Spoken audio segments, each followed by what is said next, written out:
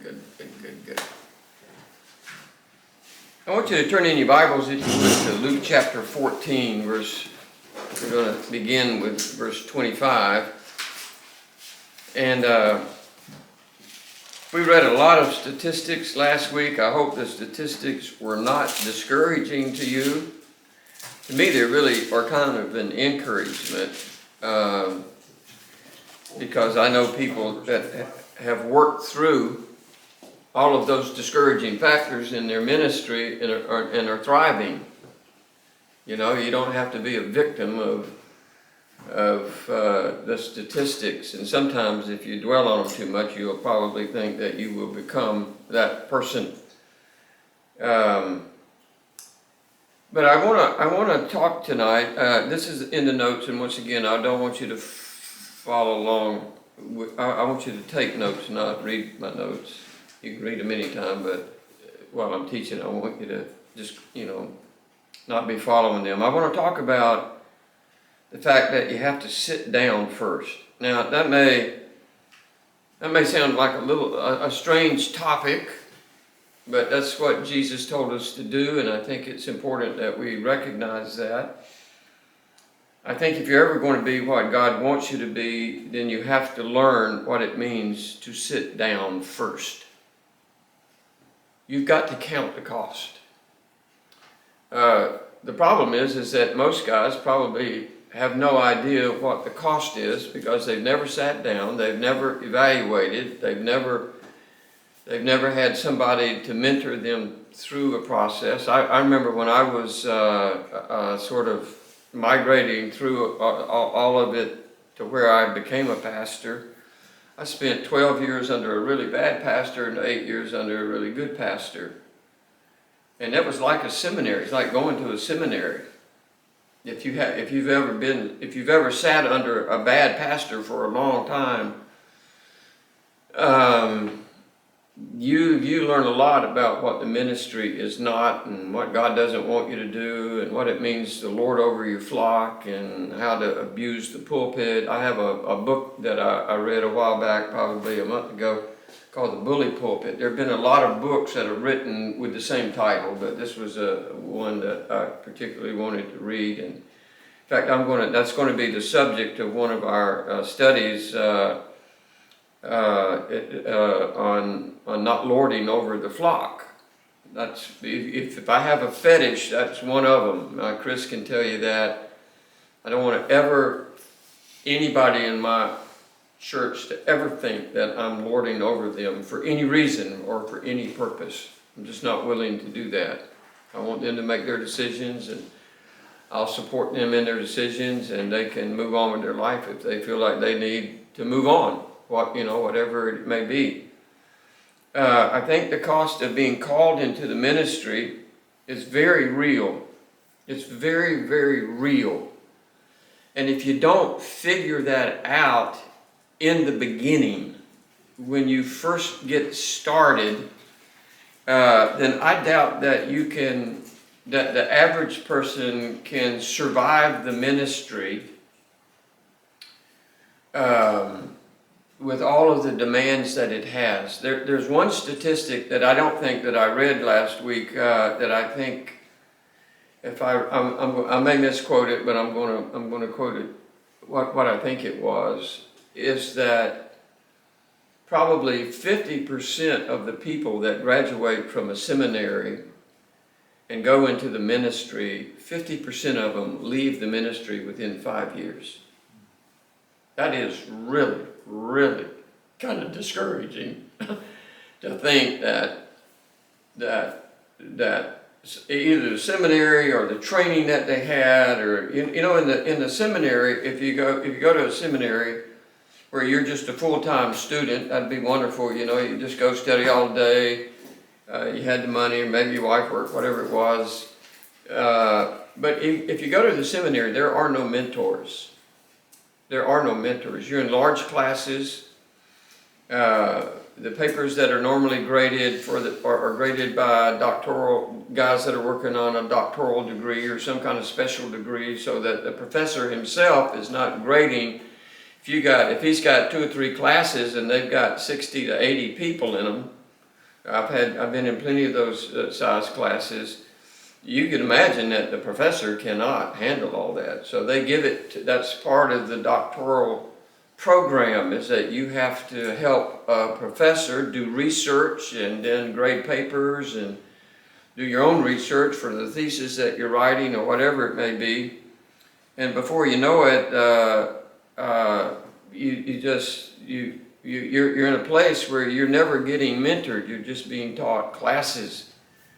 Everybody ought to have a mentor. Everybody ought to have a good mentor, an older person that's been in the ministry a lot longer than they have. Just because somebody's been in the ministry for a long time doesn't mean that they will be a good mentor. But, you know, Jesus never seemed to minimize the actual cost. In fact, I think if you go through the New Testament, you'll find this to be true, that Jesus actually discouraged people. He discouraged people. I mean, we could go through and just look at example after example of, the rich young ruler, you know, comes to mind almost immediately. He said, well, I've done all these things since my youth. Well, it's just one thing that you lack. Well, what if he had just left that out and not said that? They said, okay, well, you know, you can come follow me now. How would that guy's life have actually ended up? But Jesus didn't do that, you know. He said, well, there's just one thing that you lack. You know, you just need to sell everything you got and come follow me. And the guy walked away. He was really sad. He was really disappointed in what Jesus had said. That Jesus didn't chase him down. He didn't apologize to him. He didn't say, well, wait a minute, let's just talk about it. Because he knew that the demands of the ministry were going to be life-changing. And in many cases, in all the cases except for John, every one of the disciples was martyred historically. They were going to be away from their families. Many of them were for a good period of time. But Jesus was just honest with the rich young ruler and told him what was going to be the cost if he really wanted to be a part. If he wanted to be a disciple, if he wanted to even be a part of God's kingdom, and it wasn't worth it to him at that time. Notice what he says here beginning in Luke chapter 14, if you got your Bibles open there. It says, now great multitudes went with him. And he turned and said to them, now you would think, he said, oh, boy, this is great, we can build a big church here. That's not what he does here at all. He does the exact opposite. He turned and said to them, if anyone comes to me and does not hate his father and mother, you just have to stop right there. I know that that's a figure of speech. It's a hyperbole, right? It's an exaggeration to make a point. It's hot as fire outside. No, it's not. It's just hot, right? That's a hyperbole. That guy's as fast as greased lightning when he runs. Nope, he's not. He's just troping along about 20 miles an hour. He just looks fast to you. So it's a hyperbole. It's a figure of speech. But then there's even an element of truth to it if you go back and you do some research on the word hate, because it means to have a greater love for. He wants you to have a greater love for him. I tell my wife all the time, she's not offended by this. I tell her that, next to the Lord Jesus Christ, she's the person that I love more than anybody else on the planet. She's the one person I can't live without. Right, baby? So, he says, your wife and children, he includes them. Wow. I wonder what his audience was thinking about this time. If you can just figure out the dialogue that's going on here in this passage and what he's saying to them, and brothers and sisters, yes, and his own life also, he cannot be my disciple. Now, I want to tell you what he's doing. He is, what's the right term? Somebody help me. He's sifting. He's sifting, that's right. He's going to sift the multitudes because he knows what the cost of real discipleship actually is. And so, for which of you intending to build a tower, now here's our little phrase, does not sit down first and count the cost. You're going to build something, you're going to build a house, you're going to build a church, you're going to build whatever you're going to build, you got to sit down first and count whatever the cost is to be able to do that, whether or not you have enough money to finish it. That's after he has laid the foundation. James, you can sit right here.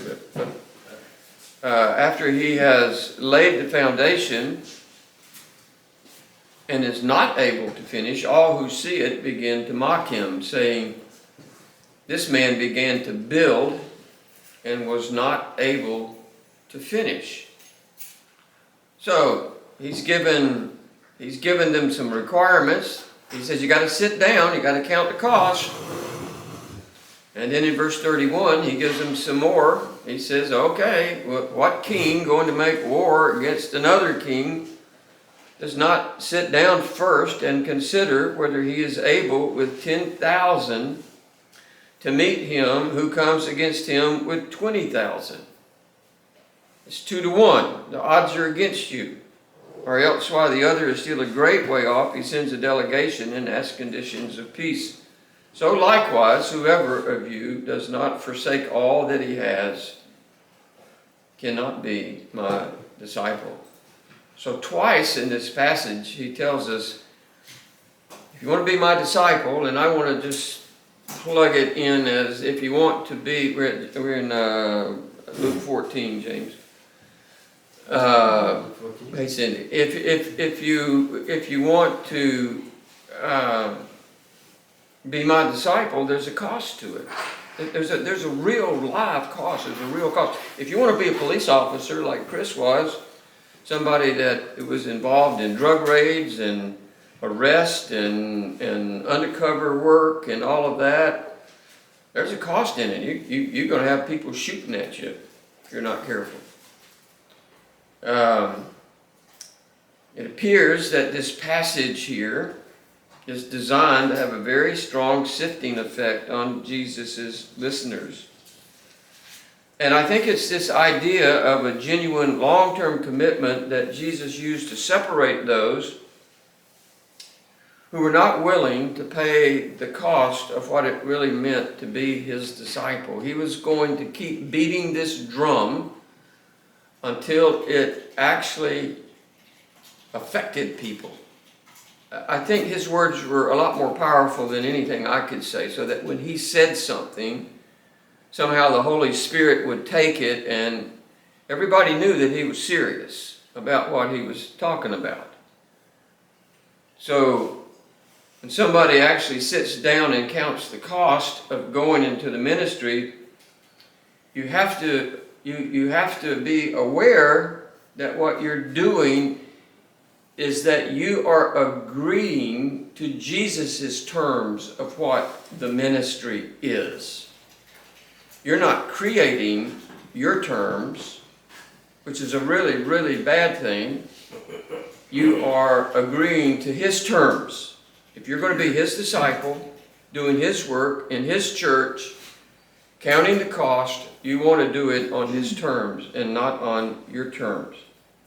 The person who is being called, let's just say that everybody in this room has been called into, all of you men have been called into the ministry, but the requirements for that ministry are not on your terms. They're not on your terms.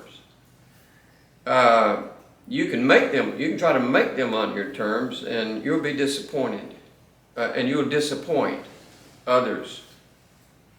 The one calling you is the one who defines the requirements. So you ought to write this down, is that the demands of the ministry are never defined by the one doing the ministry. The demands of the ministry are never defined by the ones doing the ministry. Jesus clearly said in Luke chapter 12 that to whom much is given, that much will be required. the more giftings that God gives you, the more opportunities that God gives you, the more availability that, the more opportunities that He invests you into, the more He requires of you. You can teach a Sunday school class, and that's one thing.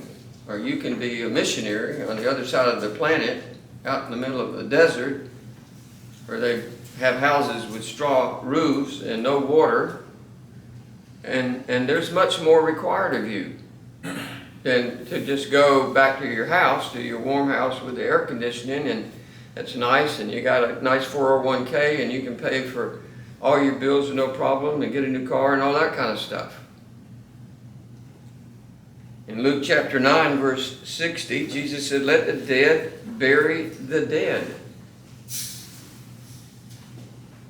You can't just wait until everything, obviously, if you go back and you study that passage carefully, there was nothing in that passage that indicated that this man's father had died. This was a typical saying in that day that illuminated the fact that I'm going to wait until my father dies so I can take care of the family business, and then I'll come follow you. It could have been 20 years. It could have been longer than that. And Jesus said, look, if you're going to follow me, you've got to let that go. You've got to let the dead bury the dead. That was his way of saying that. And he understood what being called into the ministry involved. Jesus knew full well that there would be countless struggles and trials that would test even the best of the best who were called. I don't know if I told you this story. Did I?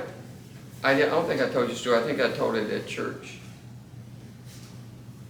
Maybe I've told it here. But I had some friends that were missionaries to the Turkana tribes. Did I tell you about that in Africa? I forget exactly the country that they were in, but the Turkana tribe was just really weird. The men didn't do any work at all. Nothing. They didn't cut wood. They didn't build a house. They didn't wash clothes. They didn't get water. They didn't feed the cows. They didn't do anything. All they did was sit around a tree all day and talk. And that's all they did.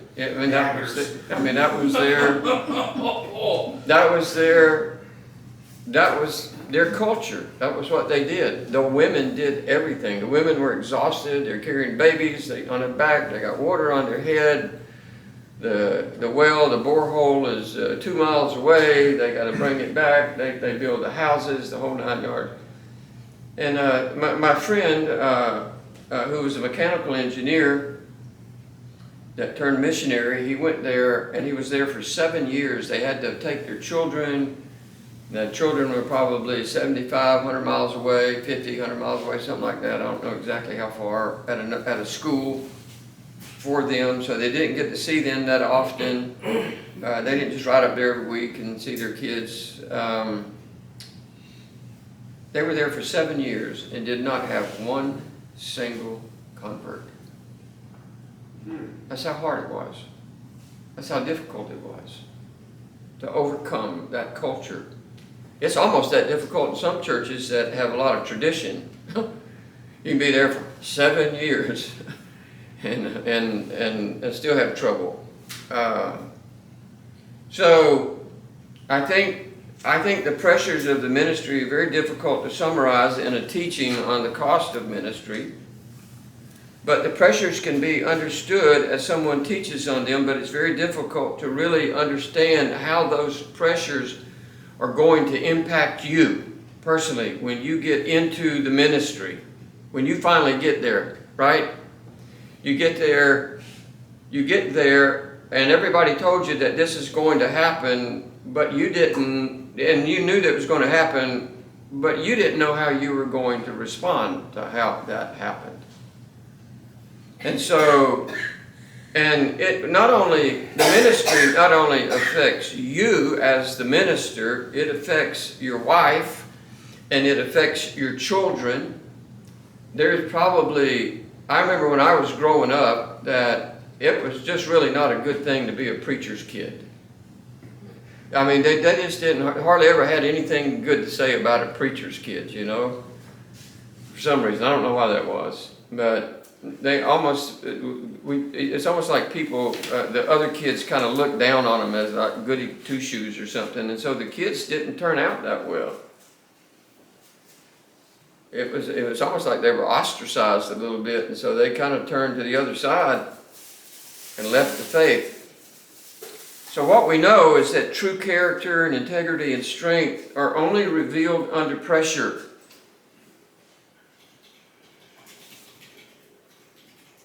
True character and integrity and strength are only revealed under pressure. That's what we know.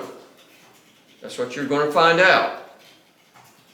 That the real you is going to come out when the heat gets turned up.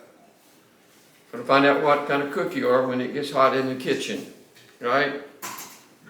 So anyone can be effective in a ministry that's sugar-coated and presents no real problem. So the real test of where someone is in their ministry is how do they respond, how do they ultimately respond to the pressures that are going to find them in the ministry.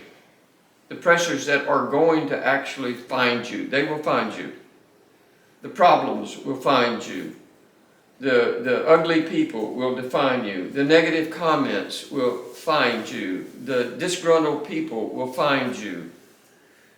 People that don't mind hurting you will find you. People that say ugly things about your wife and your children will find you. They will find you out. They will find you out quickly in the ministry. The honeymoon is over after a period of time. You may go to a church and the honeymoon may last for 6 months, 8 months, a year. And after that, it's all hands off. You know? Everybody's let you get settled in. Now the true colors begin to come out. It's that's a real time frame that a lot of pastors face. I've heard it described as, how did they describe it? It's so that the person leaves within 3 years. I'm telling you all this so that you're going to stay somewhere for a long time.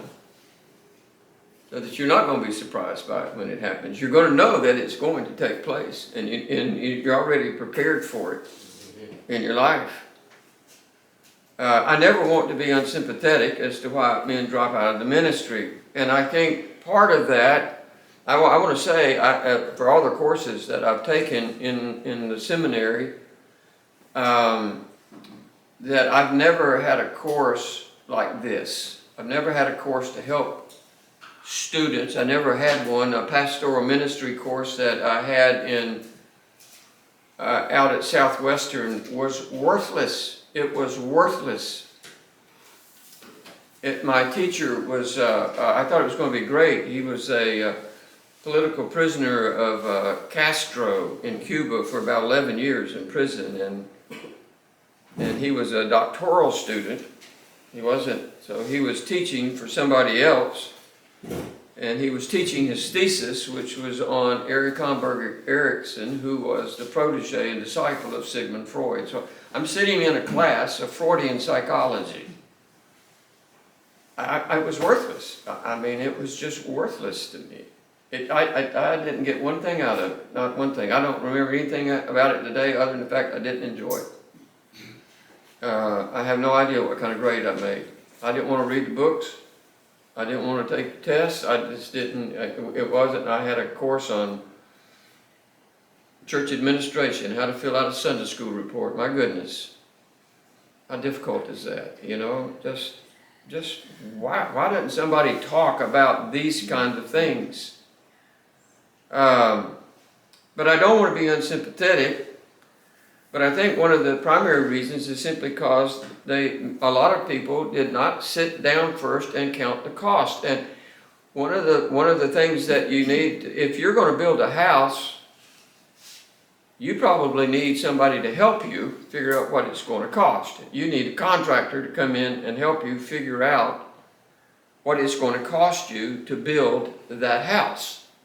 You may say, well, I'm good enough. I can do this. I can figure out what a septic tank costs and HVAC, and I get a price on this and a pump and a well, and I can go do the shingles and figure out, you know, how much wood I need and how much brick I need and all that kind of stuff. Yeah, you can, but you probably don't have a clue as to how much it costs to actually install all that stuff. You may get 50% of it right, at best, and the other 50% will cause you to go bankrupt. And you'll be like the guy that was just sitting there and he didn't count the cost before he started to build his house. And so, if you believe that God has actually called you into the ministry, and I think that all of you do, then it's critical that you don't minimize the cost. And you don't minimize the commitment that is required. Listen to me, everybody listen to me right here. Jeremy, how long have you been a pastor, associate pastor? 4 years. 4 years, okay. I was bivocational 3 before that. Okay, so you've been in the ministry like that for 7 years. So you're a step ahead of everybody in this room except for me, all right?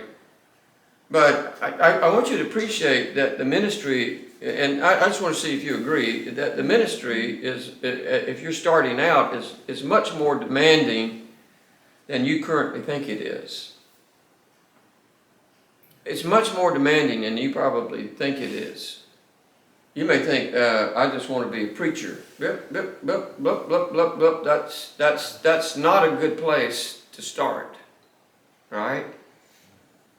You have to develop a pastor's heart. We have a whole study on developing a pastor's heart. You got to figure out what it means to be a shepherd, to care for people and all of that, and the preaching will come, and they will listen to it once you develop that pastor's heart. I love what Romans chapter 11 and verse 29 says. This is at the end of the whole section there, 9, 10, 11, on the sovereignty of God. I think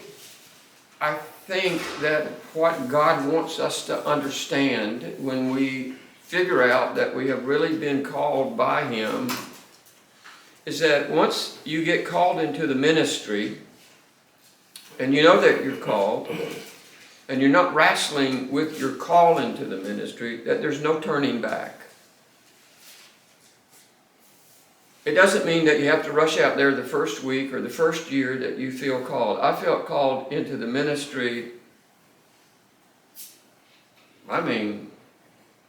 early on in my Christian life. I really did. I felt called. And then God slowed me down. He slowed me down because I was way too young.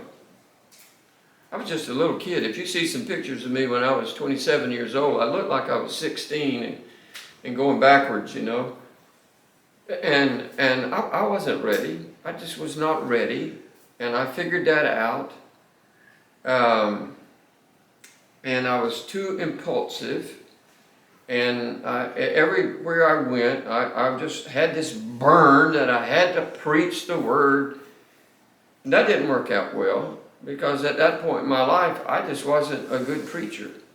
I didn't know how to preach. I don't care how much seminary training I'd had. You know what they do in the seminary is that you take a course on homiletics, and they give you a certain amount of time, and they have a programmed way that you have to present the information. You give an introduction, you have to have some little story to keep everybody's attention. You have 3 points, they have an alliteration to them, you come to a conclusion, and then you have this plea for people to come to Christ, whether the message had anything to do with it or not. Now I'm telling you the truth. So I'm sitting in a homiletics class in an auditorium that's got all these people, and some guy gets up there and he's got 12 to 15 minutes to do all of that in, and then everybody in the classroom kind of grades him on how he did. Wahoo! Now what is that? If you think that's preparation for preaching, that's a joke. I mean, it is. I'm just telling you, it is. It's just not realistic at all, you know. Romans 11:29 says that the gifts and the calling of God are irrevocable. They're irrevocable. If God called you into the ministry, He's not going to change His mind.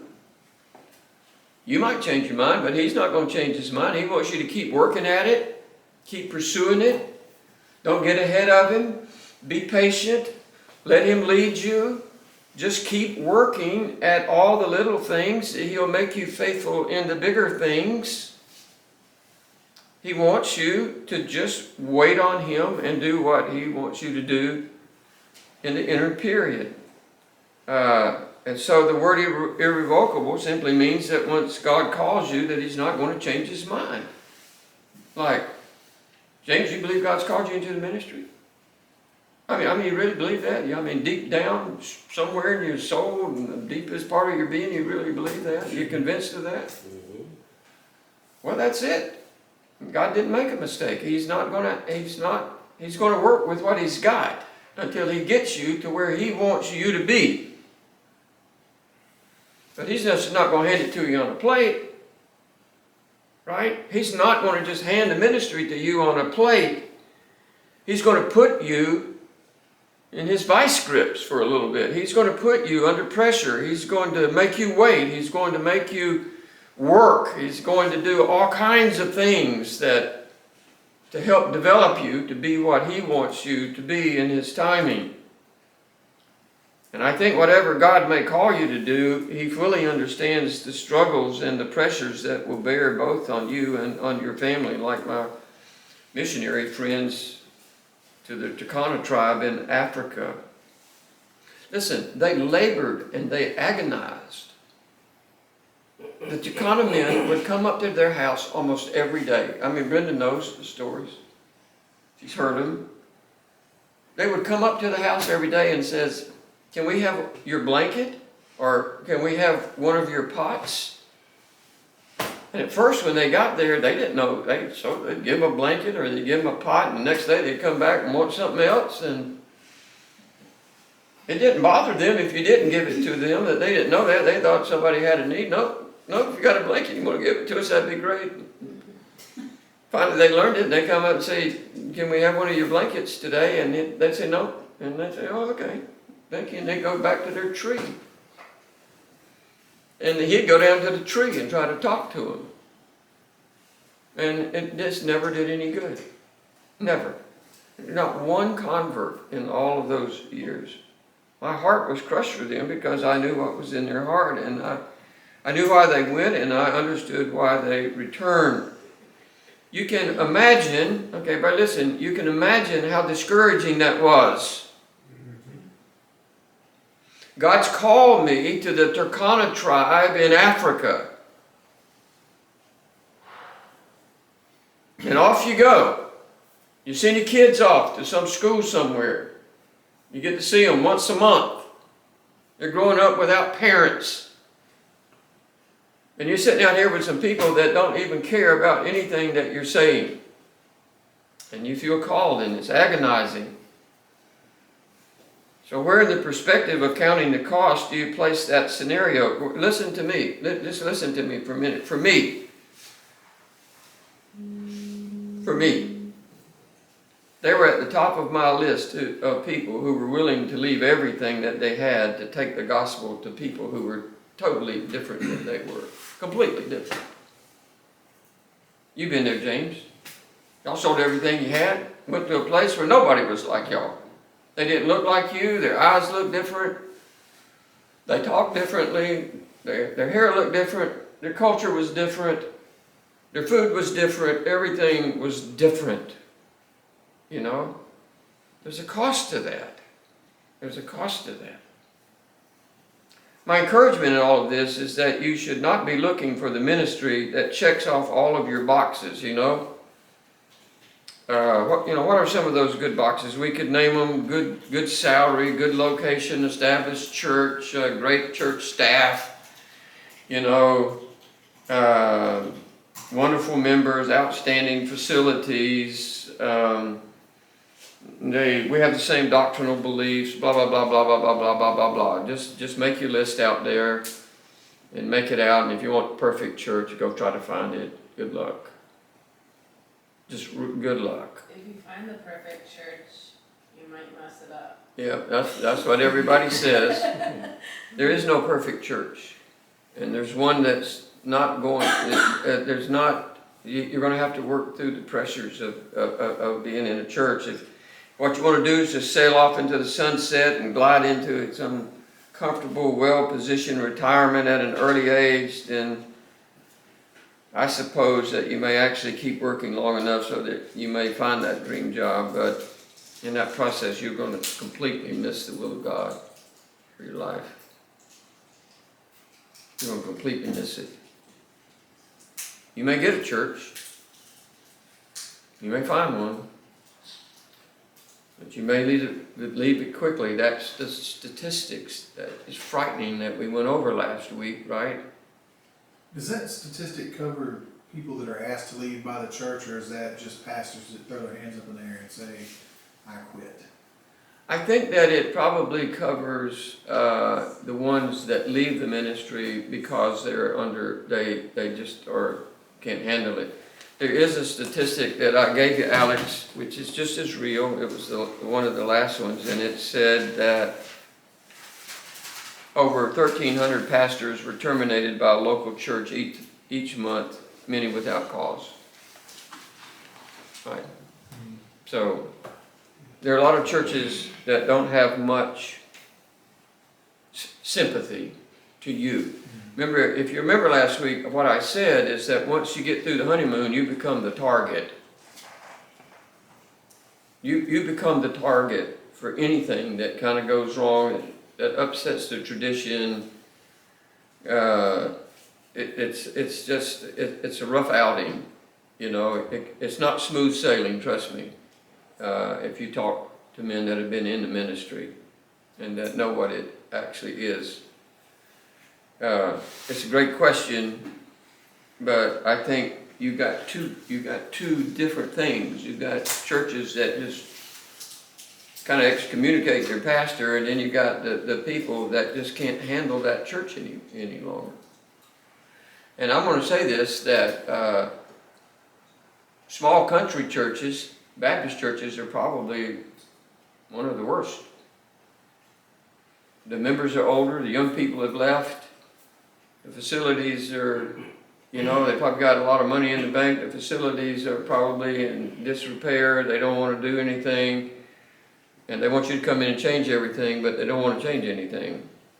They don't want you to change them, right? They don't want God to change them. So, I do not think that scenario of somebody just sailing off into the sunset looking for a ministry. I can just see Peter, okay, well, let's see how much I'm going to get paid to do this here in Jerusalem, and what kind of facilities are you providing, and all that kind of stuff. I'm not saying that you don't look at those things when you go somewhere. That'd be stupid on my part.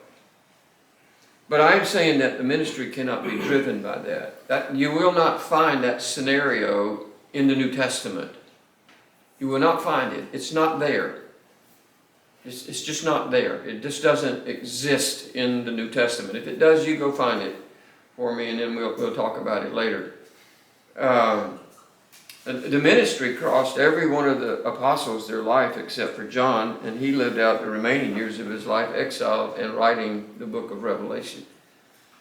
They tried to kill him, and they couldn't, apparently. It's what history says. Tried to boil him in oil. And like Shadrach, Meshach, and Abednego in the fiery furnace, I've known some men in the ministry who seem to have the dream job. I know one man now who had a dream job for a long time, had a nice big church that gave him a really great retirement package. He's younger than I am. I'm 75, and I see he and his wife on Facebook all the time, and they're cruising somewhere. They're on a cruise somewhere. Well, I can just see Peter doing that.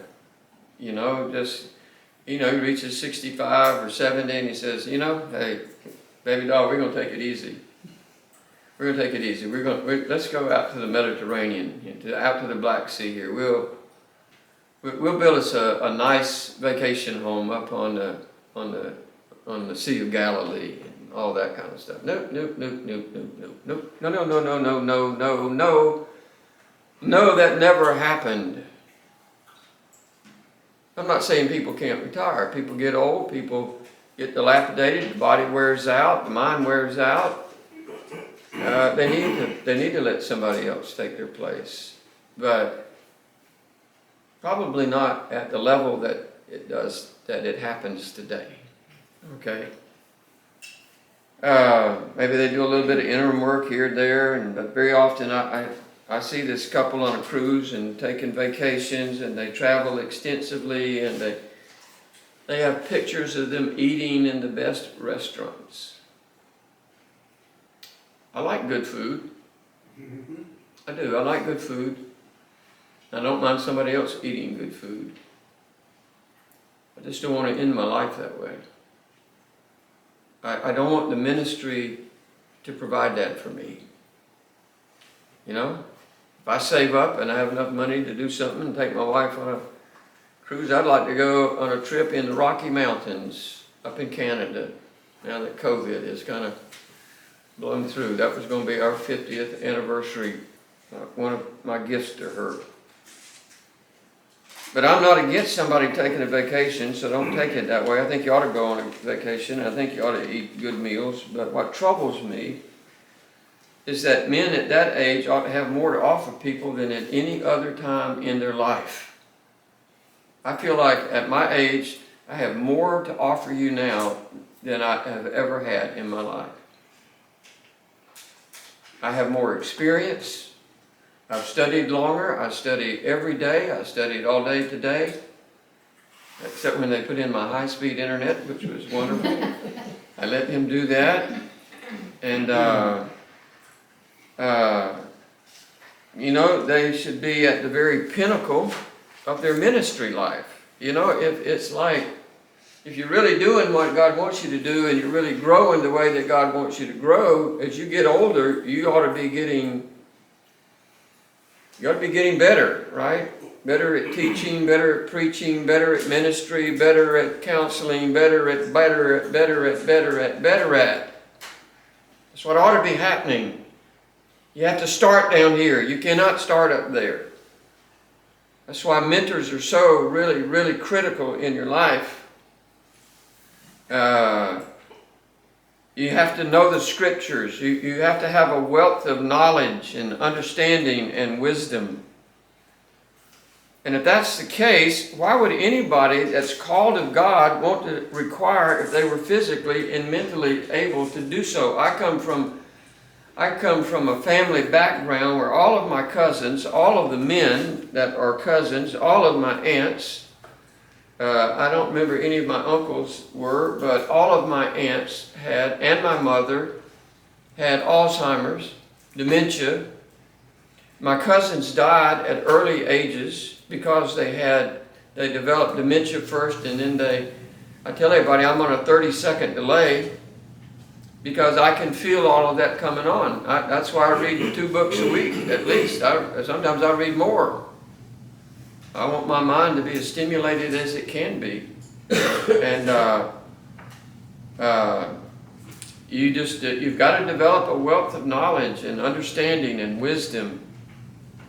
Apostle John was in his 90s when he died. He was in his 90s. He may have been as old as 95. That's why the book of John, in my mind, not the book of Revelation, but the book of John, even though he was exiled on Patmos to write Revelation, so nobody could disturb him, and he had all these visions of what God wanted him to say. I think that's why the book of John itself is so distinct from what they call the synoptic Gospels, which are Matthew, Mark, and Luke. And it leaves John out because it's different. It has a completely different spiritual atmosphere to it. If I had this one book that I only have one book that I could give somebody to read, especially an unbeliever, I would say read the book of John. Read the book of John. It has something about it that's just different. And I think that John wrote that much later than all of the other Gospels were written, because God was revealing things to him and in his life that were just really unique. And he wrote in such a way that it was it's a unique book. Paul was martyred in Rome. Peter was crucified upside down. I mean, honestly, I'm not. I hope you don't think I'm chasing a rabbit. I'm not. I'm trying to make a point here about ministry. I can't imagine Peter retiring and going on Mediterranean cruises every year. It just doesn't make sense to me. I've got eternity ahead of me. If I really believe in the Scriptures, I have eternity to enjoy everything that God's created. If you want to go on a cruise, go on a cruise, but just keep going to these places and just, maybe I'm the idiot, but I mean, what made these men different? What was it that churned away on the inside of these men? Here's what it was. I want to tell you what I believe it was. You can adjust it if you don't think it's what I think it is. I believe it was their calling. I believe they saw their calling as a lifetime calling. God, you called me into the ministry for the rest of my life. You know, I mean, each of you know, and I don't want to hang this over you as something really special. I battle cancer every day of my life. I mean, just every day. I have good days, I have bad days. Last Thursday, Friday, and Saturday, I had some really, really, really bad days. Got over it, doing great today. I've been feeling really pretty good for the last several weeks, except for those 3 days. Got one of my shots and everything. I battle it. And the only thing I can think about is, Lord, I want to get the most out of the rest of my life as I can. I want to get the most out of it. I want to do as much for my church. I want to work with the men that God surrounded me with. I want to develop courses. I want to just, if you'll keep me alive, I'll do the work. I'll do the work. I'm not going to retire. If I can't remember anything, I can't remember what I'm supposed to say, I'll step down. But I don't think these men ever saw it any different. They never imagined themselves just sort of waltzing out into the wild blue yonder so they could enjoy life to its fullest. I love what Paul wrote. I want you to go to 2 Corinthians chapter 4. I want you to turn to this one. 2 Corinthians chapter 4 and verse 1.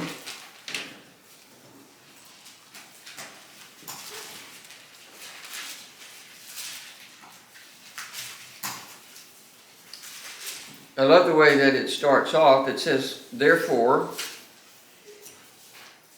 well, the therefore is there. You know what the therefore is there for, right? It makes you look back to everything.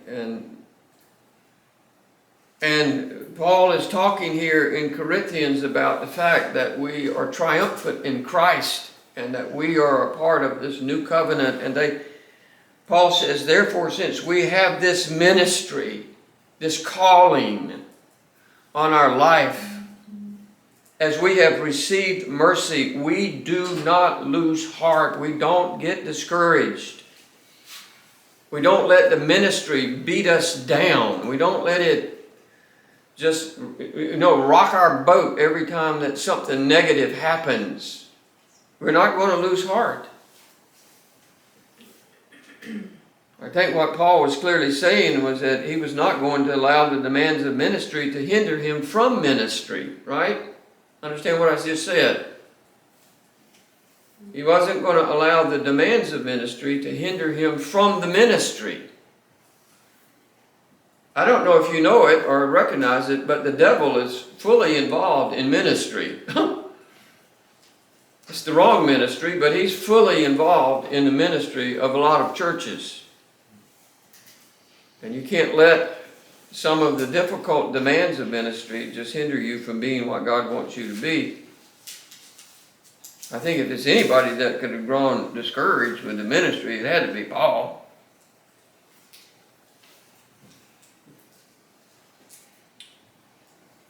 Okay, Pastor, this is what we want you to do.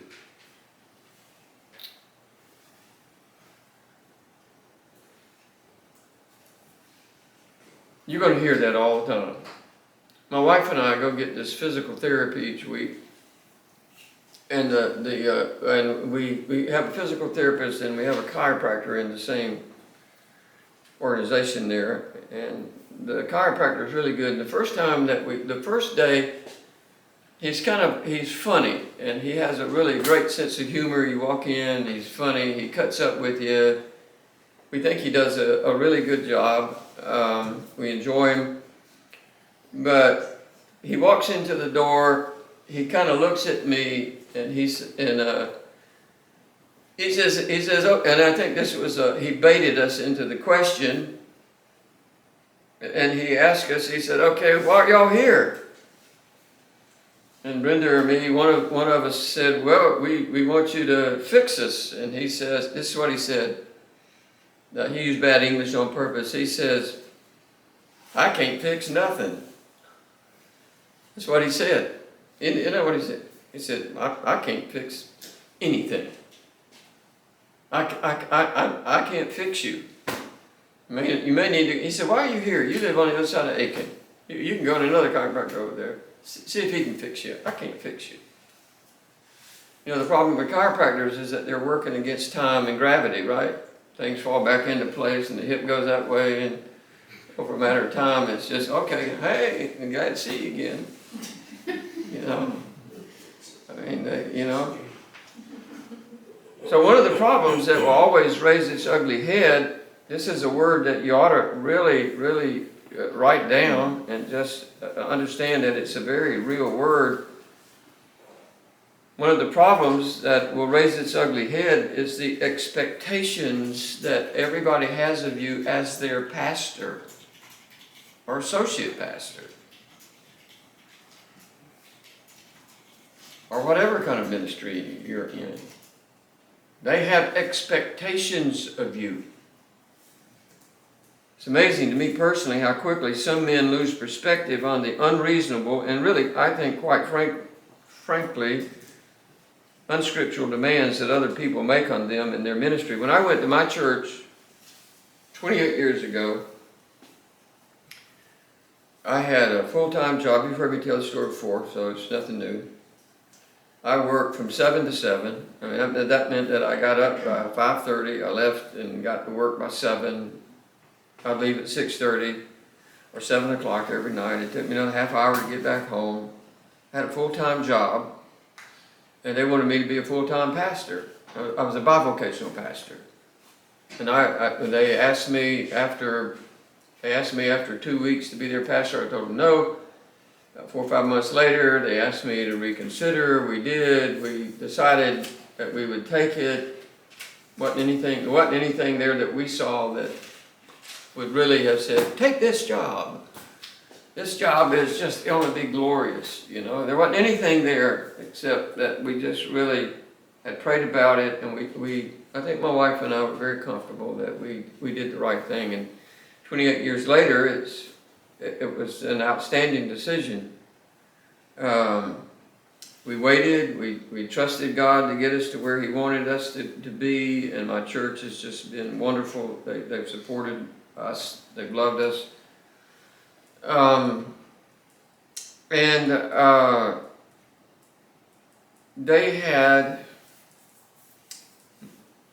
had some expectations of me to begin with, and one of their expectations is that I was going to visit all the time. You know, we need a pastor that's going to visit. And I said, nope, not this pastor. Somebody's in the hospital, they're dying, I'll go visit them when I can. Do you not understand that I'm at work before you get up? And I probably get home after you've gone to bed. That's how old my congregation was. I said, I cannot visit. I do not have hours in the day. I have a family. You want me to teach 3 or 4 times a week?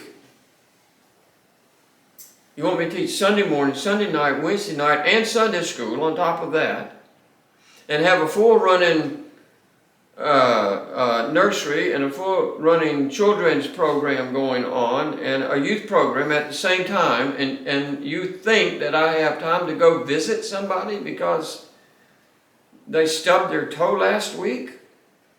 Nope. Nope. I told him no, and it was emphatic. I was emphatic. I will not be a visiting pastor. If that's what you want, you need to get somebody else. They bought into it. I was hoping they wouldn't.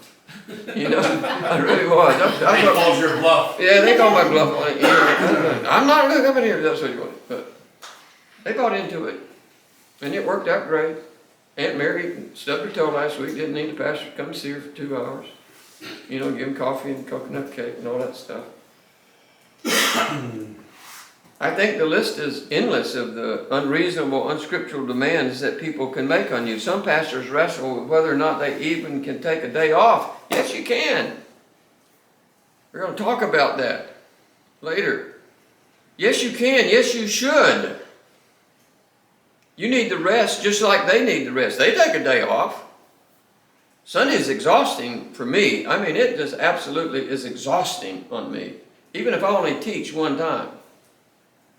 Whether it's an hour, hour and a half, 2 hours. I taught 2 hours and 3 minutes the other day, 2 Sundays ago. I was just flat worn out. I'll teach 4 hours tonight. I'll be tired when I get home tonight.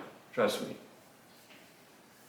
I mean, that's just a ridiculous idea that you can't take a day off. Everybody else in the church takes time off to rest and relax, and so why would it be wrong for a pastor to do the same? Listen, I really, in my church, Chris and can tell you, James can tell you, I encourage everybody to go on vacation. Sometimes I want them to ask me to go with them. You know, I don't get a Sunday off like they do. They gave me a vacation, right?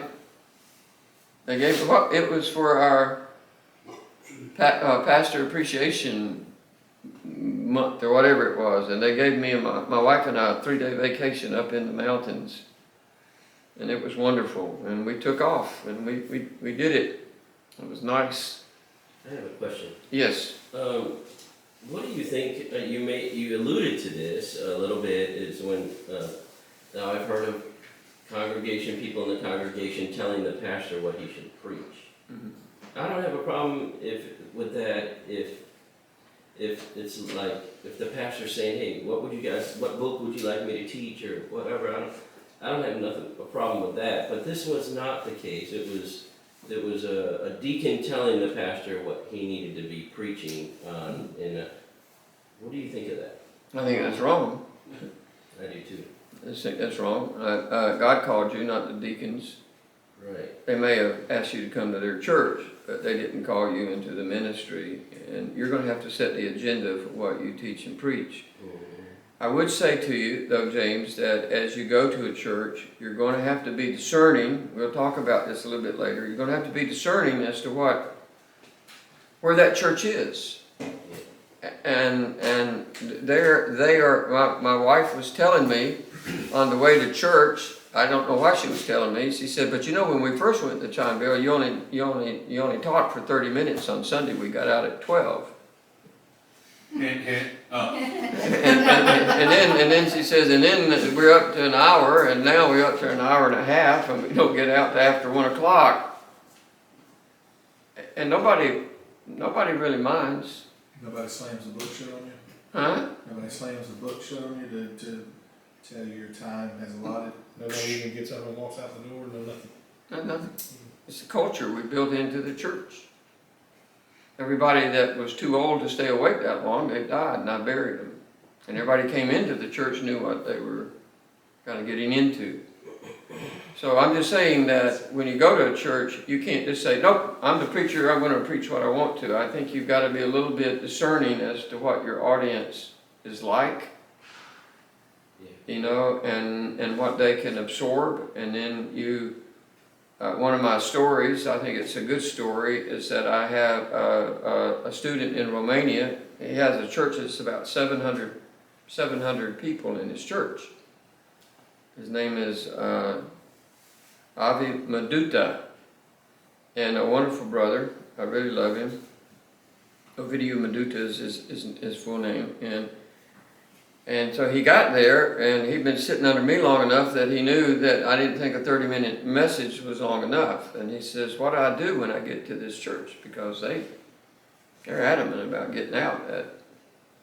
They only preach for 30 minutes. Which is kind of strange, because if you go to the main service in Romania is on Sunday night, not Sunday morning. Everybody goes to church on Sunday night. You'll have a lot more people in church on Sunday night than you do on Sunday morning. It's kind of, I don't know why that is, but. So anyway, he said, what do you do? And I said, well, how much time do they want you to preach? He said, 30 minutes. I said, okay, we'll do it, and then in a couple of weeks, preach 31. Let's boil the frog in the water. How you do it? Just boil the frog in the water. And then after you've got them to 31, let's go to 32. He's up to well over an hour. And nobody complains. He's a excellent Bible teacher. They've gotten used to. Eddie always says that this can't absorb any more than this can absorb. And I think he's probably right to some degree. But he understood he had a problem, and rather than just saying, nope, I'm going to preach for an hour, he made the adjustments as he went along the way, which was the right thing. He didn't divide his church. He literally kept a record of how many minutes he was teaching. And it's over a year, his church got used to it. Do you think that they'll grow with you? Like with me, it seems like it doesn't matter how much information I have. I'm usually done in 30 minutes, or 30 to 45 minutes. When I first started preaching, I didn't preach that long. I remember the first message I taught, I don't think it lasted over 15 minutes max. It could have been 12 minutes. But they will, as I would progress Mhm. in my study and Sure. the information in my sermons, then they would probably be used to sitting through the sermon as well, longer, without having to be pushed or told, did anybody sitting here any longer? I don't think you're going to go into your service and say, okay, today we're going to have a really long service. Everybody be doing this, You don't want to just, that's not the way you want to do it. You want to just bring them along. Right. That's all you're doing. You're not rushing anything. You don't have to be in a rush. And there's nothing in the Bible that says that you have to preach in a half hour or an hour and a half. Right now, I don't mind preaching an hour and a half or 2 hours. Why? Because that's the only service that we have.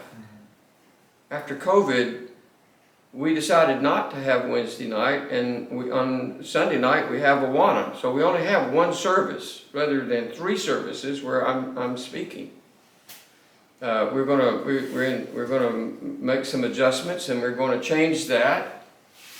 But I'm going to let these 2 men kind of take over some of that ministry, but if they want to, and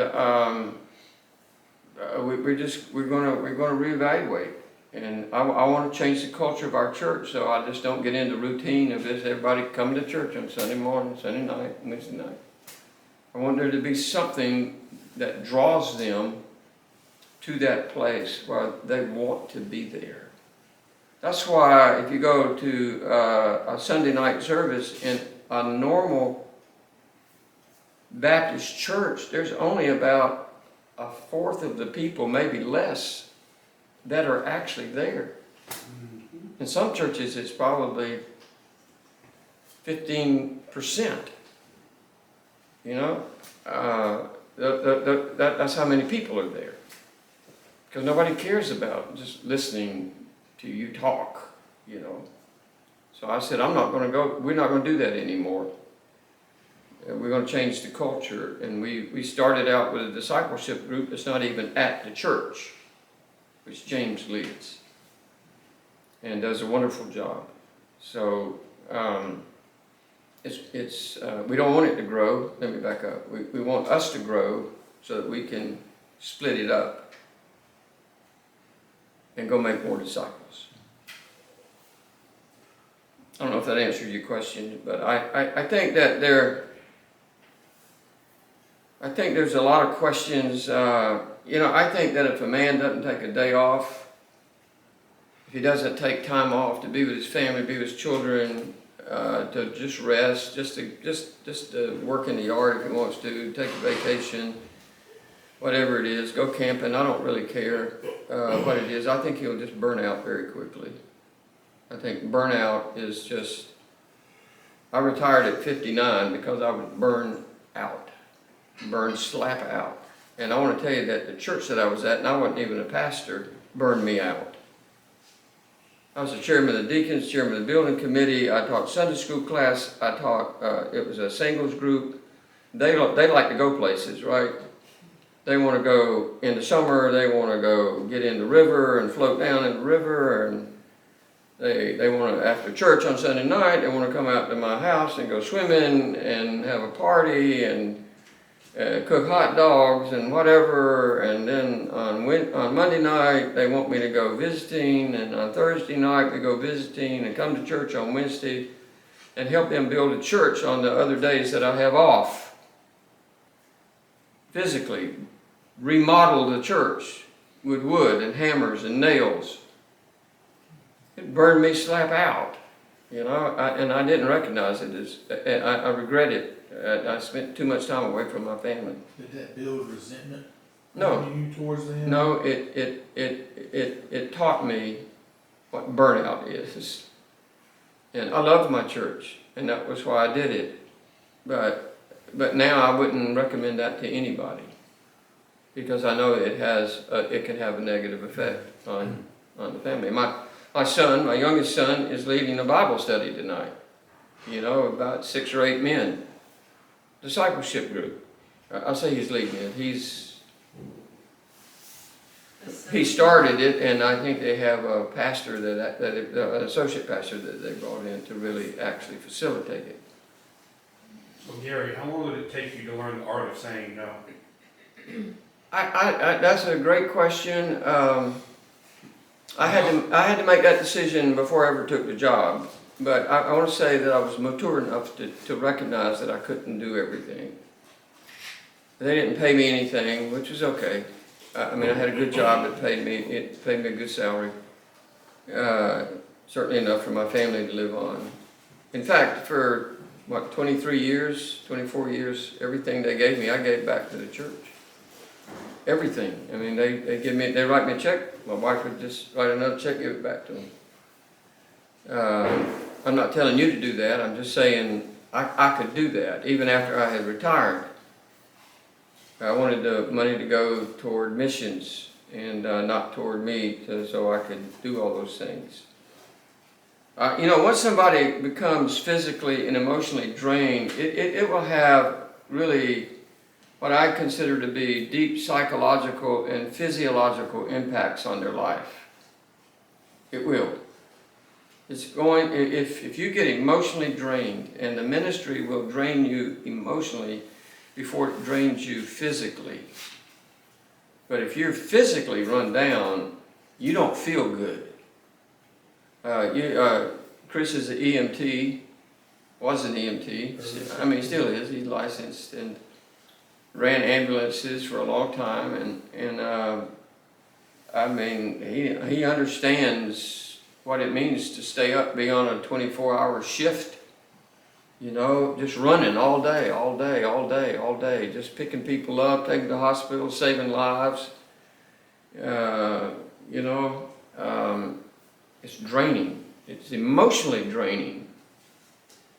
My son's girlfriend down in Charleston. She was an EMT for, she's got another job now, but she was an EMT for a good while. And the thing that they said every day was that they want to know if you had that you had a good day if somebody didn't die on your shift. If somebody didn't die on your shift. Cindy was at the AU emergency room for a short time, which was good. That's a zoo. It's a zoo. It's worse than a zoo. It's like 3 zoos, I think, if you've ever been there.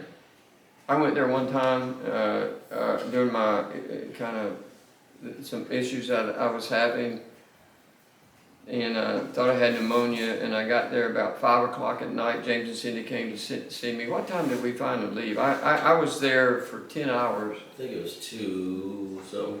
Well, y'all left at that, but I went back for 4 hours. 5 or 6. Huh? 5 or 6 a.m. Yeah, we left it, I was back there for over 4 hours. Yeah, we left at 2, yeah. Yeah, from sitting 5 to 7 out there with a bunch of people that just looked like they had fallen off a cliff, you know, off a drunk or It felt like something. it was 55 degrees in there. It was freezing, It was freezing. it was uncomfortable. So, I think that's the inevitable result of this kind of wrong thinking that plagues so many in the ministry. What about visitation? What about it? That's another dilemma that you're going to face. I don't care if you visit people, you know. You know how long it takes to go visit people? All day. It does. It really does, Alex. You can go visit 2 or 3 people, and your day is gone. They want you to stay. They want to feed you. They want to do this. They appreciate you being there. It's small talk. Honestly, if I can say it, be honest, it's just small talk. I mean, you don't have a lot to talk about, you know. I mean, you visit them once a month, once every 3 months, once a year. What is it? I can tell you that the biggest criticisms that I've had in the ministry while I was at, you know, while I've been at Chime Bell was in the beginning, when all the elderly people, even though they knew that I told them I wasn't going to visit, there were people that weren't there that night, that were members of the church that hardly ever came and didn't like me because I didn't come visit them because they never came. And they spread the word to the other members that didn't come. He's not going to come see you. He's not going to visit you.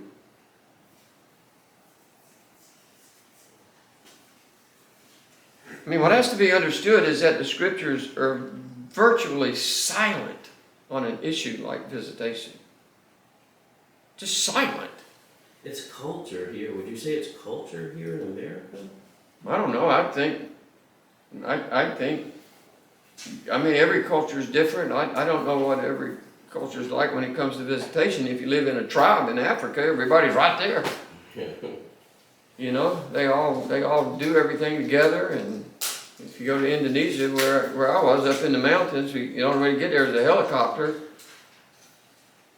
I mean, these people, when they came together, there's 500-600 of them just right there, sitting on a blanket, just listening to you teach. Didn't want you to leave. It's very humbling. There's a verse like James 1:27, which gives some pertinent information regarding visitation. You don't have to turn there; I'll read it to you. But this is not written to pastors. Okay, what I'm going to read to you in James 1:27 is not written to pastors. It says, "Pure and undefiled religion before God and the Father is this: to visit orphans and widows in their trouble, and to keep oneself unspotted from the world." There were no pastors at this time. James was the first book that was written in the New Testament. They didn't have any pastors. They had some apostles, they had some prophets that went around that would just go from church to church and all that kind of stuff. He was talking to the church. The only other verse in the New Testament that even uses the word visit, as we understand going to see someone else is in Matthew 25:43, and this is not even in its context. This is talking about what somebody does during the tribulation. I'll read it to you. I was a stranger, you did not take me in, naked, you did not clothe me, sick and in prison, and you did not visit me. If you go back and read it, that's at the end of this Olivet discourse that Jesus had on the end times. And he says, he's talking to people, the sheep and the goats, and he's going to separate them, right? He said, here we are in the worst time of history of the world, and somebody's naked, and they didn't have anything to eat, and they didn't have any clothes, and they were in prison, and you didn't even visit them. So,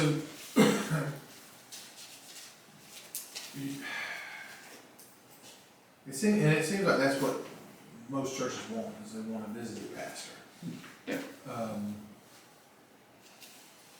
You have to change the culture of the church, to have the deacons, to where the deacons will go out and do the majority of the visiting people. I mean, it's a whole mindset, but there are some churches that I've seen that say that up front, and there are ones that don't say that up front. Well, what we're talking about right now in this discussion are expectations. Expectations. What most Baptist churches expect of you. The larger the church is,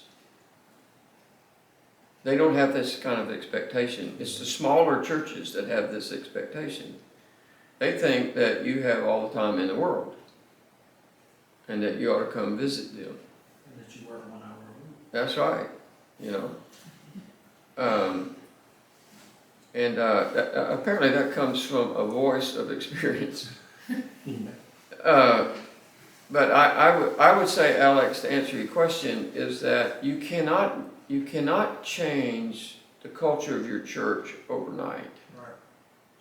For me, though, I had a full-time job, and I had to change that expectation, because, and even with me telling them that, they still expected me to go visit, and I didn't. I just didn't. You can ask my wife. I just didn't go visit people. I still don't. I don't have to. I mean, most of my church is not old. They're not elderly anymore. They don't need me to come by and see them every week. We're going to have a family night meal tomorrow. We'll have great fellowship, fried chicken, coconut cake, something like that. I mean, we'll have a great Time is time. that tomorrow? Yeah, this is 6:30. it's at 6:30. Come join us. Come on. But that's our time of fellowship, when we get together and we meet with each other, and it's just, a lot of churches do that. It just seems like it's a like you said, it's an uphill battle, because people are going to always want you to please them, regardless of how it affects you and your family, and they will discard you as a pastor because they don't like the color of your socks, but they expect you to give them all the grace and show you no grace in return. Everybody in the church is not like that, but there are disgruntled members. That was one of the. Deal with that as a pastor. I mean, I have young kids, and there's a couple of churches that are talking to me, and some are out of state, and it requires much more of a commitment on my end Right. than it does the churches, just to be utterly employed in the church on somebody else's whim. They don't consider that. I guess I don't know whether they do or not, but we all know the same people here, and how easily people have been let loose from churches, and we also know people that have just left churches as well. So it's kind of on both sides of the aisle, I guess. I think my point, Alex, is that you don't want to go in and get blindsided. You just want to know what to expect. They're gonna have expectations from you, and many of them are gonna be very unrealistic. They're gonna want you to do everything. They want you to do everything. And if you do it, they will let you do it.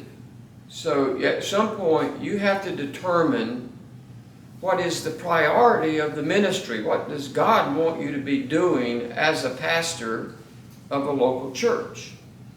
How do you pastor your people? You just visit? Is that what God wants me to do? I don't think so.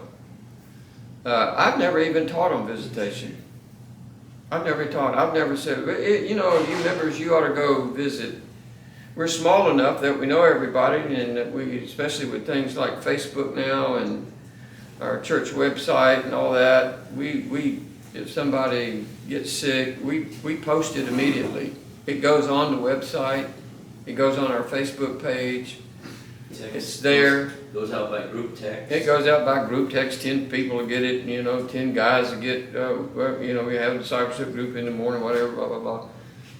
We stay in touch. One of the little girls in our church that has got Crohn's disease, they just found that out several, this last month or something, and now she's got COVID, and everybody in our church already knows that.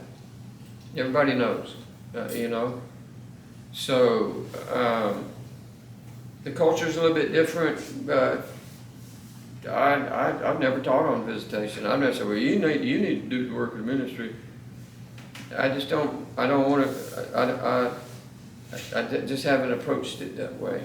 Well, if I may, when you're being interviewed by a church, you interview them too. That's right. And, what do you expect? And it's like, this is not a fit for me.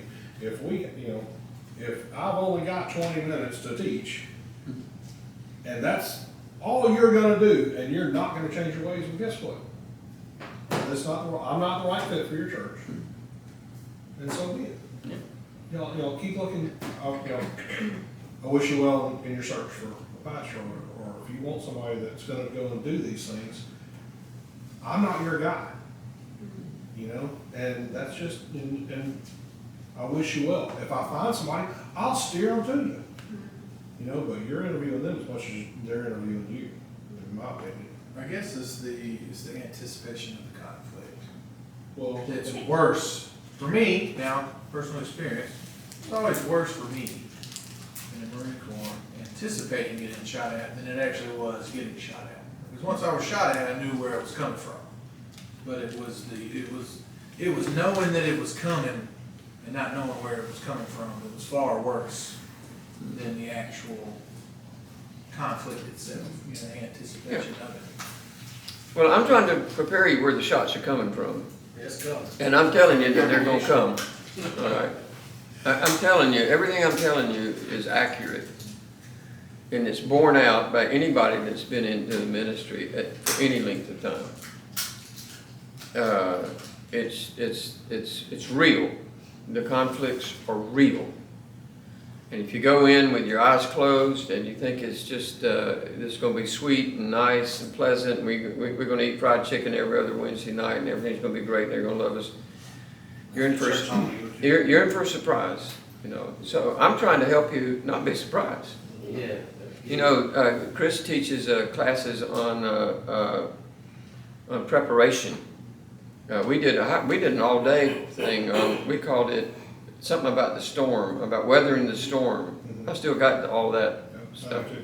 Got all of it. It was a day. We spent 4 hours in the morning. He taught, or I taught for 4 hours, and he taught for 4 hours, and how to be prepared. And Chris has this wonderful saying that he's just ingrained into me as one of the leaders in our church, that we want to be prepared, not surprised. We want to be prepared, not surprised. So, and I think there's a lot of truth to that. And that's what this course is about. This is what my students elsewhere have told me. This is what we're missing. This is what we want Covington to provide us. Are courses that teach us how to be prepared for the ministry. And I think that's what the whole purpose of this. I think this will be a 4-semester course.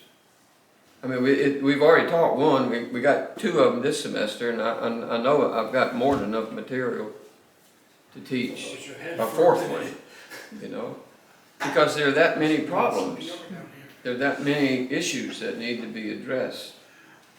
I think too, now that's regardless, you could visit everybody in your church, there'll be somebody that don't like you visiting. And if you don't, if you don't visit anybody, there's gonna be somebody that expects you to, regardless of where you fall on that, there'll be somebody that don't You like. did, What what you you can't, did visit, you stayed too long, you didn't stay long what enough. you can't do is Keep just them let around that there. discourage you. I had a couple of them, I had an elderly couple in my church that told me I could not visit them. And the reason I couldn't visit them is because the house was a wreck. I mean, Brenda's been with me, it's just a wreck. You can't even walk in the house, it's just nonsense, you know, and they said, we don't have visitors. And I said, no problem here, you know, no problem here, I like that, so. Do you have a similar course for wives? For wives, Because I'm sure with everything that you all deal with, there's a whole different list of things, that expectations or Sure, not. of course. All right, Brenda. Next Time to stand up. Horses to go Maybe that's one child somewhere with her and she. I want to say that in the next class, you know, after this one today, we're talking about husbands loving your wives like Christ loved the church. And first part of it deals, the first several weeks are going to deal with marriage counseling that applies to anybody. It's the marriage counseling that I developed for premarital counseling for, you know, people that are getting married, but I use it also sometimes with people that are married. But then we'll get into the meat of the course, which is really about husbands loving their wife like Christ loved the church. To me, of all the ones that we go over, that's the most, counting the cost is one thing, loving your wife like Christ loved the church is the most important. You have no ministry if you don't love your wife like Christ loved the church. I've made my wife she's everything to me. She's the one person I can't live without. Don't want to live without her. And I want to go everywhere with her. She's here with me all the time. She sits into every class. She's heard me teach these things before.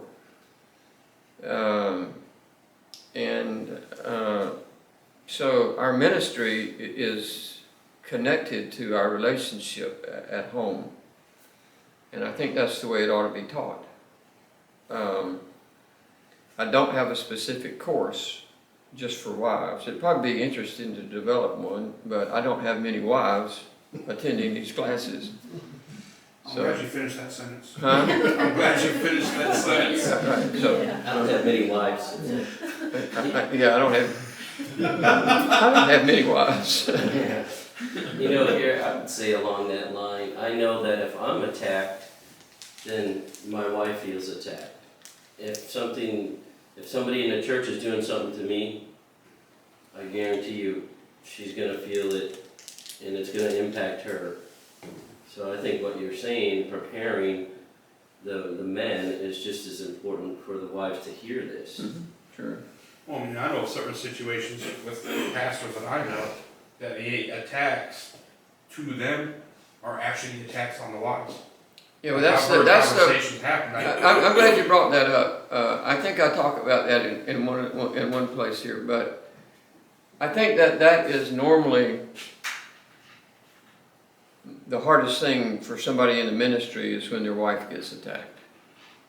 You know, I think that happened to Bob when he was up at Turbyville. I think it was a real thing. She was teaching a Sunday school class for children or something, you know, and somebody didn't like how she tried to keep a kid that was completely out of control under control. And next thing you know, it's a personal attack. It's an attack.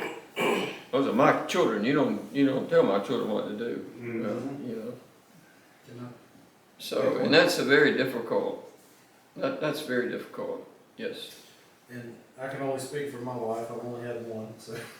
But I have to protect a lot of information from her because she gets, like if somebody has said a harsh word to me, she gets defensive and has a hard time letting it go.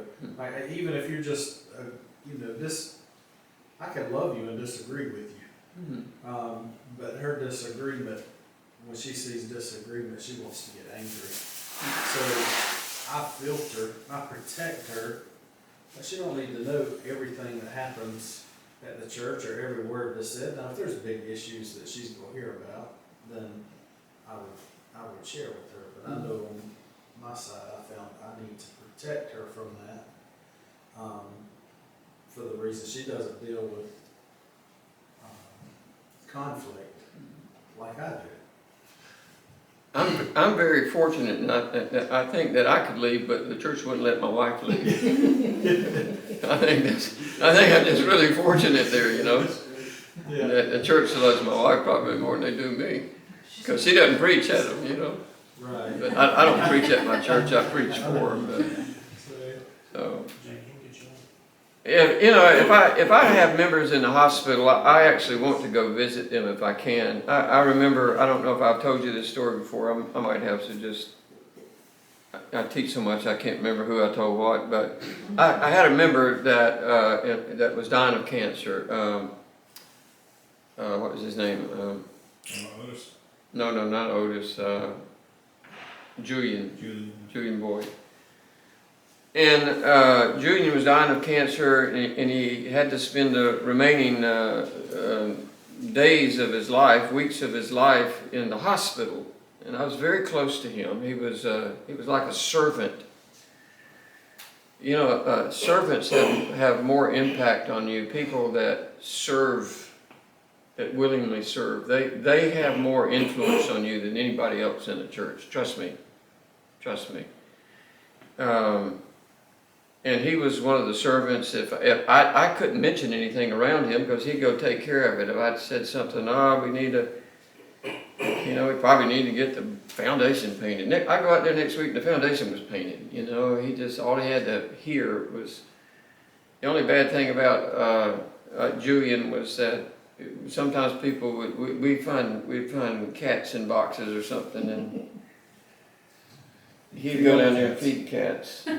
You know, we got feral cats running all over the church, you know. But I bet you don't have a mouse problem. No, I don't know. Our old church, the mouse. But he was just very sensitive to that. And so what I did, everybody listen to me, what I did, just to let you know what a pastor does. Every day, I went to see him in the hospital, except on the weekends, except Saturday and Sunday, 5 days a week. I'd leave Aiken. He was in Augusta at the university. Was that university? You sure? I thought it was he was a veteran. It didn't matter. And I spent the whole day with him. I took my computer, I took my books, I studied, stayed right there with him. It was at AU. AU. Okay. I stayed there, I worked with him, and then I'd leave about 6 o'clock in the afternoon, get home. I'd study, and I'd come back next morning, I'd be there about 9 o'clock. And I did this for about 3 weeks until he died, until he passed away.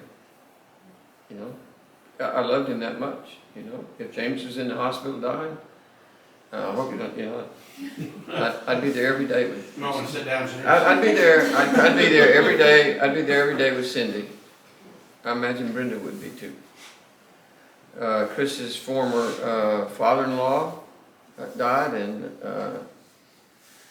there are plenty of people that if you're a pastor, you're going to be there when they die. If you're not, you're probably not much of a pastor. But that's different than visitation. Death is different than a stubbed toe. And so everybody kind of knows that. And I wouldn't have it any other way, actually. And I think the problem is that if you're somebody inclined to do this, then the larger your church becomes, the larger will be the burden on you. If you feel like you have to visit everybody, you're in trouble. I'm just going to tell you, you're in trouble. You're in trouble. I don't think anybody here in this room is probably going to just get a big church. If you do, may the Lord help you, you know. It's a lot of work. It's a lot of work. You become an administrator as much as you become a pastor. But if you want to find something that really drains you of your time, then this is just one of the parasites of ministry that will easily accomplish that for you.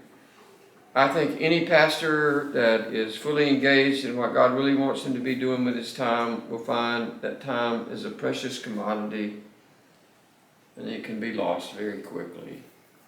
It doesn't take long to lose time, and it's gone, and you don't get it back. I don't know how many years I have left. I don't know how many months I have left, but I'm not going to waste that time on frivolous things. I'm going to keep plugging, keep going, asking God for grace. I had 6 surgeries in 14 months. It went every 2.5 months. Couldn't lift over 5 pounds. Wearing a catheter, got bags on my legs, bags coming out of my side, scars all over my body. I kept going. I hardly ever missed a service. You know. I think what happens when a pastor feels compelled to do everything to meet everybody else's needs, and this is to me this is a major point, is that when you feel compelled to do or to meet every expectation that you have in a church, that you actually are taking the ministry away from the people that really need to be doing it. Sometimes you just need to let it go until somebody else does it.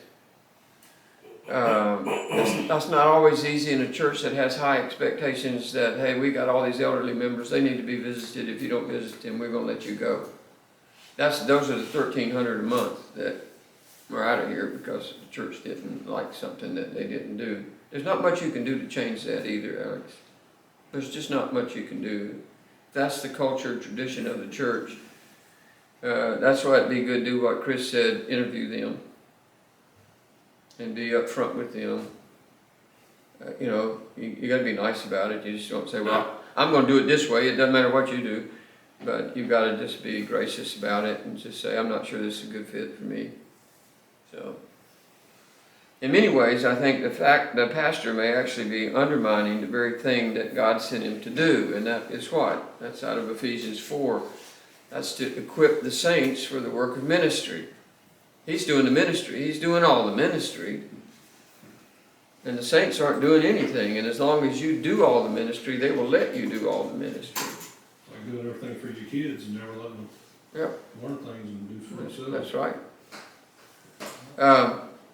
Yeah, real quick, you made a comment about sometimes you just let things go until somebody else picks it up. Is that kind of like the same principle? That sometimes you just have to let something fail to let it be recognized sometimes? That's probably a good way of saying it, Robbie. I mean, it really is. Everything doesn't have to work, if I can say it that way, you know, to be operative and to be functional. Let me say it this way. Everything doesn't have to work like it's always worked. Right. To be functional. I think there's some things in most churches that probably need to fail. I think failure for some churches in some areas would really be good. It's hard, and people are going to look to you for the leadership, and they expect you to fix everything, and you can't. Especially when they don't want to help you. I imagine they're probably going to throw the blame and place it all at your feet too, even though that they did nothing to contribute to the solution. But Right. the downfall was 100% your fault. Right, well, you're the target, and you gotta remember, you got the bullseye. There's nobody in the church wearing a bullseye like you are. It's on your back, it's in your front, it's on your forehead. You're the bullseye for the problems that actually occur in a church. And I think your family becomes the bullseye a little bit later. And so, Ephesians 4, verse 11 and 12 talks about that, equipping the saints for the work of the ministry. There's apostles and prophets and evangelists and pastors and teachers that are supposed to be equipping. And so if you want to burn out very quickly, then just take on all the responsibilities that God never intended for you to have, that aren't in your job description in the New Testament, right? They're just not there.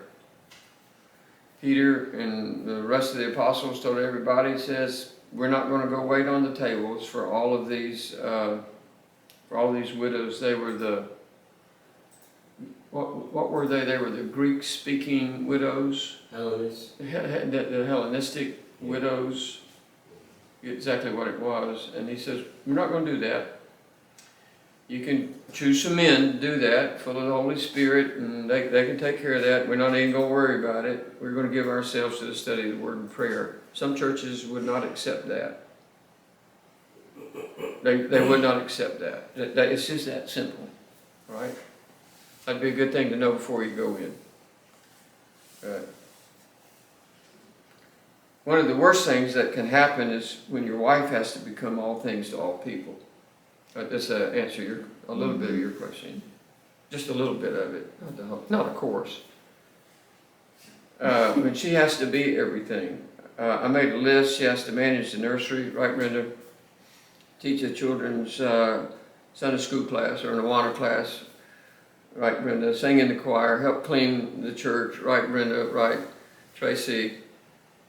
Take food to the sick people, teach the kids for vacation Bible school, whatever needs to be done, she's the one that is expected to help. And all of her children are supposed to be perfect and well behaved. Good luck with that. It's like, one thing I heard Bob say when he talked about, going through the interview process with different churches. One of the things that he was asked is, well, what is your wife going to do? And Bob plainly said that his response was, you're hiring me, not my wife. Right. Where she chooses to serve will be her choice when that time comes. Mm-hmm. But it's still, let me just say, to add to that, and I don't want to take away from that, it's still an expectation. Oh, yeah. It's an expectation that a lot of churches have. I mean, my wife plays the organ in our church,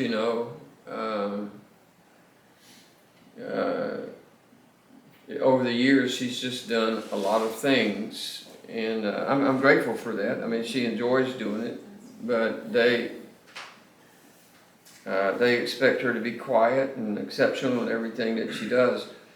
One of the statistics that I did not previously mention is that a large percentage of pastors' wives believe that the ministry is constantly placing undue expectations on their family. I think some of the statistics alluded to that.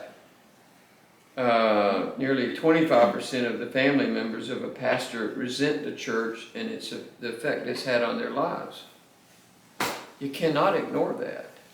You cannot just be a wise individual and ignore what I'm telling you. You have to know that going in, that your children could be the friendly fire, right?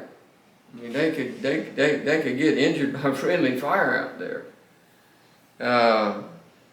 The man, I think, who ignores these realities is really destined to failure simply because the sheer weight of ministry fatigue will eventually catch up with him. It'll just catch up with you. You just drain. You just can't do anymore. I remember when I taught 4 times a week at my church, and one of the reasons that I had to teach 4 times a week is I didn't have anybody that could teach for me. I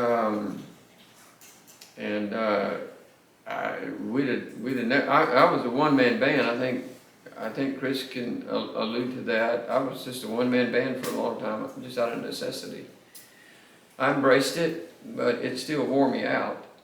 And now I'm not a one-man band. I don't want to be a one-man band. I want to give responsibility to capable people and let them run with it. And I'll help all I can. And if they want my wisdom, or if I have any, I'll give it to them. But if you just get overweighted with sheer ministry, it will affect you emotionally, physically, mentally, relationally, physiologically, psychologically. It will impact you, and it will hurt you. It will hurt you. Now, I'm not trying to exercise the ministry of discouragement. I am really trying to encourage you so that you know what to expect in the ministry. It's my personal opinion only that when the demands of ministry invade a man's life, that eventually that man will begin to seek gratification from other sources. Say the ministry is really disrespectful to you, it's disrespectful to your life, to your family,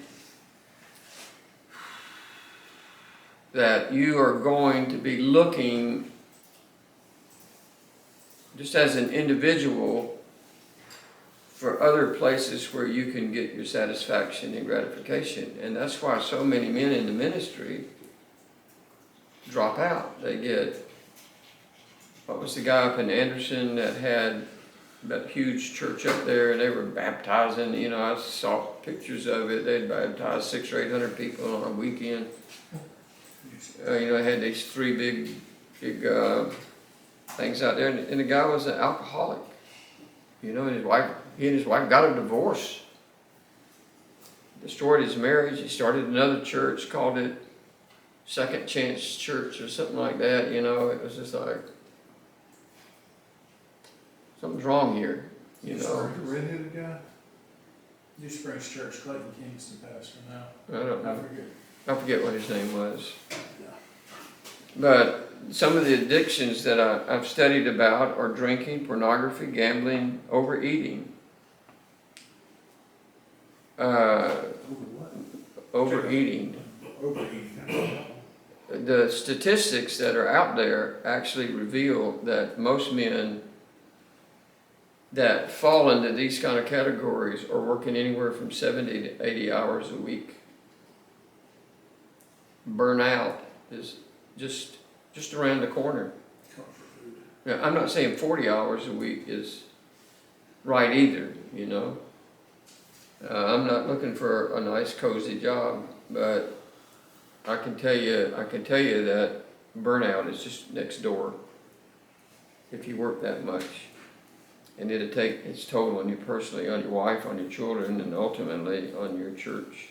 So we have to be really receptive of our wives' view of us in that sense, to let us know if we might be teetering one way or another. Because it's easier for them to see us Sure. and how we would change, a lot easier than it is to see ourselves. If we're struggling with something. Right, my wife knows me better than anybody. She knows me better than all y'all put together. We sleep in the same bed every night, eat at the same table every day, ride in the same truck all the time. Right.